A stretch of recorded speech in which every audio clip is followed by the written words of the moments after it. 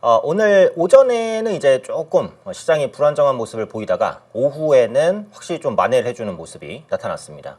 제가 지난주 금요일에도 말씀드렸고 또 오늘 오전 시황에서도 말씀을 드렸는데 확실히 조금 이제 반도체 때문에 좀 수급적으로 밀렸었던 종목들의 저가 매수가 들어오는 모습이 확연하게 나타납니다. 특히 오늘 같은 경우에는 제약바이오주가 막판에 또 힘을 내줬어요. 그래서 제약바이오주 보유하고 계신 분들 여전히 고생을 좀 많이 하고 계실 텐데 긍정적인 부분들이 조금씩 보이고 있는 게 아닌가 이런 생각을 하게 합니다.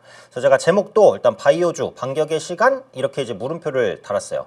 FOMC 회의 결과가 아직 확인이 안 됐습니다. 그래서 내일 새벽이면 바로 확인이 될 테고 그에 따른 결과로 제가 또 내일 저녁 6시에 또 이 자리에서 방송을 하겠지만 어쨌든 아주 매파적인 언급이 없다라고 한다면 FOMC가 끝난 것 자체만으로도 불확실성이 완화된다고 볼 수도 있을 것 같아요. 그래서 그동안 이제 불안정했었던 금리에 민감했던 제약바이오주들이 좀 반격을 할 수 있는 발판을 좀 마련할 수 있지 않을까 조심스럽게 기대를 해보도록 하겠습니다. 자, 바이오 기술 수출을 보면요. 상반기에 누적 13조 원에 육박해요. 올해 아마 기술 수출이 역대 최대가 될 겁니다. 제약바이오주는 긍정적인 이슈가 사실 계속 나와요. 오늘도 한 2개 정도 굵직한 이슈가 나왔고 바이오 관련된 행사들도 꾸준히 이어집니다. 이렇게까지 못 갈 이유는 없다라고 보거든요. 그래서 그런 부분들이 언제든지 되돌림에 대한 수급으로 들어올 가능성이 있죠. 그래서 오늘 제약주 보면 코스닥 시장에서 확실히 강했습니다. 오늘 코스닥 시장을 전체적으로 이끈 게 바이오주라고 봐도 과언은 아닐 것 같아요. 하반기까지 플랫폼주 중심으로 기술 수출은 계속 나올 겁니다. 그래서 중소형주보다는 대형주를 주목하셔야 될 것 같고 최근에 탈모 치료 관련된 건보 이슈 요것 때문에 또 개별주가 살짝 움직인 것 같기는 한데 그런 부분들도 약간이지만 또 제약바이오주에 영향을 미치지 않았나 이런 생각도 들어요. ABL 바이오에서 좀 의미 있는 이슈가 나왔죠. 위암 치료제 관련된 패스트 트랙에 지정이 됐습니다. 이렇게 되면 신속 심사와 신속 허가가 좀 가능할 수 있겠죠. 그래서 그 치료제에 대한 급박성이라든지 아니면 좀 희귀하거나 이런 부분에서 패스트 트랙이 진행이 됩니다. ABL 바이오도 워낙에 많이 빠져 있었어요. 그래서 저점에서 호재를 타고 조금 올라오는 부분들 살짝 윗골이 달았지만 그래도 바닥 짚고 올라오는 부분들 충분히 좀 힘있게 보였고 알테오젠도 추가적으로 주가가 견인되는 모습 나타났습니다. 7월 달에 이제 코스닥 승강제 최종안이 공개가 될 거예요. 그럼 이게 본격적인 반영은 한 10월 정도 될 것 같고 그러니까 다음 달 정도에 이 승강제 최종안, 그러니까 최종안이라는 것은 1부 리그, 2부 리그 이런 식으로 나누잖아요. 그래서 어떤 종목을 1부 리그로 넣을 것이냐 어떤 종목을 2부 리그로 넣을 것이냐 그거에 대한 가이드라인이 나온다는 겁니다. 당연히 실적과 성장성 이런 부분들을 많이 고려할 건데 성장성에 대한 고려가 좀 많이 들어간다라고 한다면 바이오주들이 충분히 또 많이 들어갈 수 있거든요.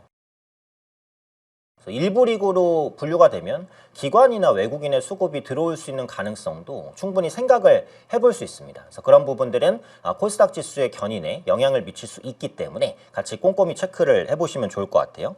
어쨌든 좀 긍정적이죠. 네, 관련된 이슈들은 계속 코스닥 지수 부양 쪽을 향하고 있다라고 생각을 합니다. 자, SK하이닉스가 오늘은 또 강했어요. 그래서 주주환원에 대한 기대감. 거의 100조 원 규모의 주주환원은 사측이 부인을 했지만 어쨌든 자사주 매입이든 배당이든 어떤 방식으로든 100조 원이 아니더라도 주주환원 정책은 분명히 나올 겁니다. 그러니까 지금 성과급 지급 때문에 그런 초과 수익은 주주한테 돌아가야 되는 게 아니냐 이런 불만들도 있잖아요. 그래서 그런 부분들을 사측도 인식을 하고 있기 때문에 요 잘 나오는 실적을 주주에게 어떻게 환원할지 계속해서 고민하고 조만간 또 결과가 나올 것 같아요. 그래서 그 부분도 주가 부양에 도움이 됐고 그다음에 ADR 상장. 그러니까 지금은 SK하이닉스가 언제 ADR 상장을 할지 정확하게 나온 타임라인은 없습니다. 네, 지금 시장에서 추정하기는 8월 정도로 예상을 하고 있어요. 현재 시점에서 한 2달 정도 남았는데 지금 마이크론이랑 그 SK하이닉스의 포워드 PER 밸류가 2배 정도까지 차이가 나잖아요. 그래서 이론적으로는 2배 올라야 되는데 그렇게까지는 힘들 거고 어쨌든 어느 정도라도 또 주가가 부양되지 않을까 싶어요. 그래서 SK하이닉스의 성장 스토리는 꾸준히 이어진다. SK 스퀘어까지 신고가를 좀 달리려는 그런 모습들이 나타나고 있는 거 보니까 여전히 반도체주는 시장의 중심에 있다라고 보시면 되겠습니다. 오늘도 조금 이제 소외됐던 섹터들이 올라와서 개인적으로는 좀 만족스러운 하루였다고 저는 생각을 하고요.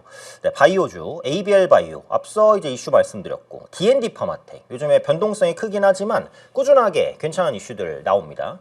D&D 파마텍을 말씀드리면서 제가 한미약품에 대한 관심을 언급을 드렸는데 오늘 한미약품도 좀 의미 있는 반등이 나온 것 같기는 해요. 이렇게 대장격 그리고 시가총액이 큰 종목이 움직인다라는 것은 제약바이오제의 분위기가 분명히 바뀌고 있다는 것을 의미하는 것 같기는 합니다. 자, 그리고 실적 좋은데 정말 안 가서 속썩였던 엔터주. 물론 이제 낙폭 대비 반등폭이 만족스럽진 않겠습니다만 얼마 전에 SM이 단기간에 급등을 쫙 해줬고요. 오늘은 하이브를 중심으로 수급이 강하게 들어오는 모습들이 나타났습니다. 현재 엔터주의 포워드 PER 12개월 기준으로 19배 정도밖에 안 돼요.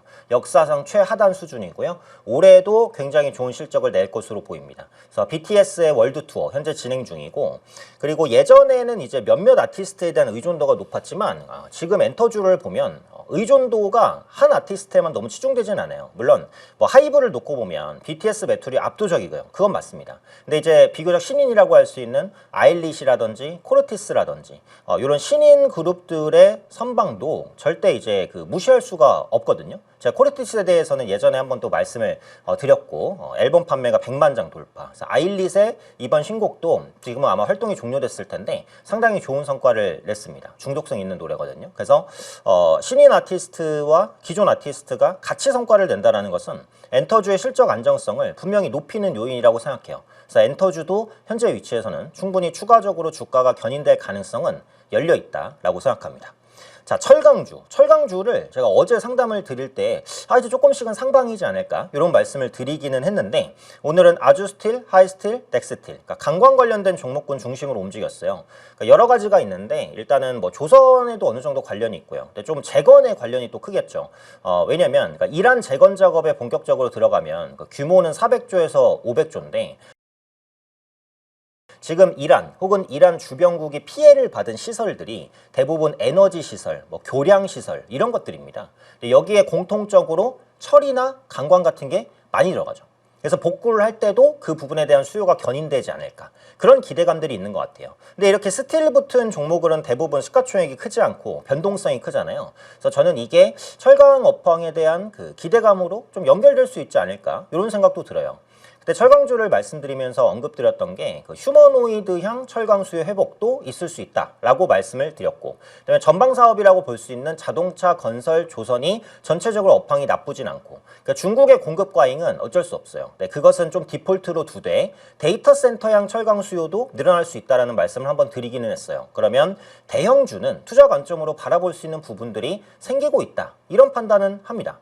현대제철이나 뭐 포스코홀딩스 이런 종목이겠죠. 포스코홀딩스는 뭐 대부분 2차 전지 관련주 이렇게 이제 알고 계시겠지만 아직도 여전히 매출의 절반 이상은 철강입니다. 철강 모멘텀도 같이 가져갈 수 있다라고 보니까 다만 무거워요. 철이 무겁잖아요. 주가도 굉장히 무겁습니다. 그래서 단기적인 투자를 하실 분들은 철강주는 맞지 않다라고 보고요. 근데 좀 지금 저렴한 위치에서 업황이 조금씩 개선되고 있는 것 같기는 하고 모멘텀도 나오는데 이렇게 보시고 나는 이제 긴 시각 몇 개월에서 뭐 연 단위까지도 본다라고 하신다면 철강 대형주도 뭐 나쁘지 않은 선택은 될 수 있겠다 이렇게 판단합니다. 자, 그리고 지루했던 섹터 중에 게임주가 좀 고개를 들었습니다. 이것도 반가운 반등인데요. 오늘은 조이시티, 웹젠, 크래프톤 중심으로 이제 들어왔고 넷마블, NC 이런 종목도 좀 견인이 되고 펄어비스가 좀 아쉬워요. 펄어비스가 좀 아쉽지만 지금 게임주의 반등이 이어진다라고 한다면 펄어비스도 역시 못 갈 이유는 없다. 올해 실적 측면에서는 다른 어떤 게임주에 뒤지지는 않아요. 앞서도 말씀드린 대로 지금은 낙폭과대 그중에서도 실적이 좋았지만 반도체 쏠림 때문에 소외받았던 섹터 그 섹터로 금요일부터 어제 오늘까지도 수급이 들어옵니다. 그래서 앞으로 물론 이렇게 계속 이어질지는 모르지만 그래도 저점에서 매수가 들어오는 게 하루 이틀에 끝나지는 않고 한 3, 4일 정도는 유지되고 있다는 게 굉장히 의미가 있는 것 같아요. 그래서 그런 관점에서 실적주에 대한 추가 반등을 계속 기대를 해보고요. 조선주 오늘도 강했습니다. 삼성중공업, 하나오션, HD현대중공업. 조선은 모멘텀 너무 많다 말씀드렸죠. 잠수함 수주에 대한 기대감. 하나오션이 이제 흐름이 제일 좋은 것 같은데 지금 하나오션이 뭐 이따가 상담이 나올지 모르겠습니다만 기술적으로 이제 전고점 구간까지 왔어요. 그래서 이 부분을 한 번에 뚫어낼 수 있을까에 대한 의문은 있습니다. 그래서 기술적인 부담이 있는 위치까지는 왔다. 저는 한 번에 뚫어내기는 좀 힘들 거라고 생각을 해요. 그래서 이런 부분들도 한번 체크를 해보실 필요는 있겠죠. 자, 이슈 보겠습니다. 오늘 그 정부의 코스닥 3천 얘기가 또 나왔는데 3천은 저는 절대 못 간다고 생각해요. 근데 중요한 건 어쨌든 코스닥에 대한 부양 의지가 크다. 이게 중요한 것 같아요. 네, 그러면 3천을 질렀으니까 궁극적으로 한 1,500까지는 좀 노려봐야 되지 않을까 이런 생각도 있는데 코스닥은 어차피 실적으로 가기는 좀 어렵기는 합니다. 코스피 대비해서 실적 모멘텀이 너무 약해요. 그러니까 지금 반도체 소부장도 PER 보시면 밸류가 높아요. 20배, 30배, 40배, 50배 넘는 것들도 좀 있습니다. 근데 반도체 빅2는 포워드 PER이 10배가 안 되잖아요. 그러니까 가격 매력도 비교가 안 돼요. 그래서 결국은 코스닥 시장 부양은 수급입니다. 무조건 수급으로 해야 돼요. 코스닥은. 실적으로는 못해요. 네, 실적으로는 못 갑니다. 그럼 수급을 촉진시킬 수 있는 이벤트들이 계속 나와야 되는데 그게 이제 코스닥 승강제, 뭐 2차 국민성장 펀드, 뭐 동전주 상패, 뭐 연기금의 이제 코스닥 벤치마크 이런 것들이 다 수급 효과예요. 그래서 결국은 수급을 넣을 수 있을 것이냐 없을 것이냐 그 싸움인데 저는 시간은 걸리더라도 수급 효과는 일부 있을 거라고 보기는 봐요. 그러면 1,500 정도까지는 조금 노려봐야 되지 않나 이런 생각. 근데 투자의 중심은 여전히 코스피입니다. 이제 2분기 실적 시즌 얼마 안 남았는데 어디가 실적 잘 나오겠어요? 당연히 코스피가 실적 훨씬 더 잘 나옵니다. 그래서 실적 모멘텀도 그러니까 지금 이제 코스닥에 치중돼 있다면 여전히 코스피 비중을 늘려야 된다고 생각은 해요. 근데 뭐 비율로 따진다면 그래도 코스피 7, 코스닥 3 요 정도 가져가는 전략은 배분 측면에서는 저는 나쁘지 않다라고 봐요. 그래서 투자의 중심은 코스피에 있습니다만 정부의 코스닥 부양 의지가 강하다는 것 그리고 실적으로 코스닥은 못 갑니다만 수급 효과를 기대할 수 있는 이벤트들은 계속 나온다는 것. 네, 그걸 봤을 때 지금의 코스닥의 투자 매력은 조금씩은 개선되고 있다. 오늘의 제약바이오주 반등도 당연히 의미는 있다. 이렇게 봅니다. 그리고 또 약간 우려스러운 이슈가 있는데 그 마이크로소프트가 중국의 딥시크 AI 모델 사용을 검토하겠대요. 그러니까 이거를 미국에서 이제 허용을 할까? 그러니까 제가 예전에 그 엔비디아랑 유니트리에 대한 협업을 말씀을 드렸어요. 미국의 빅테크랑 중국의 로봇이 협업을 한다? 이거 우리 입장에서는 굉장히 위협적인데? 근데 이제 미국이 바로 그거에 태클을 걸었단 말이에요.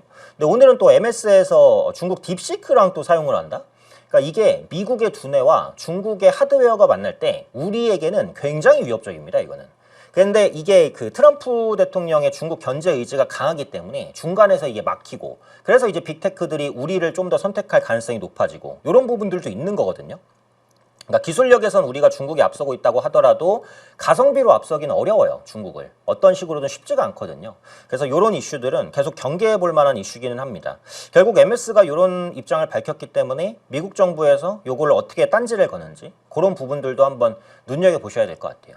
그러니까 지금 빅테크들이 투자하기에 바쁘잖아요. 돈을 쓸 때가 많습니다.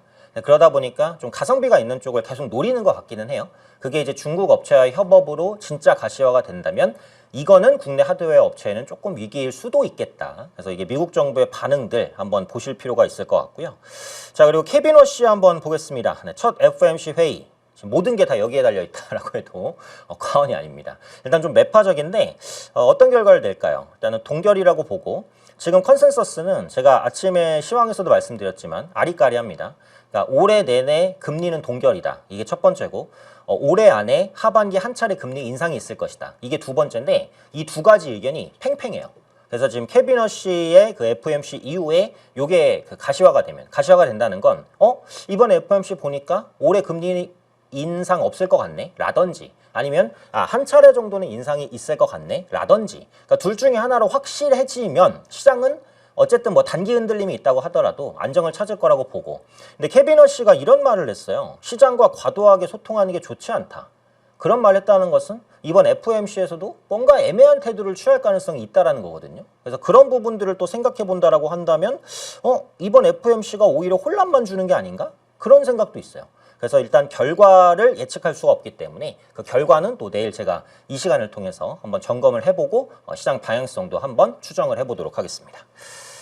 자, 표를 한번 볼게요.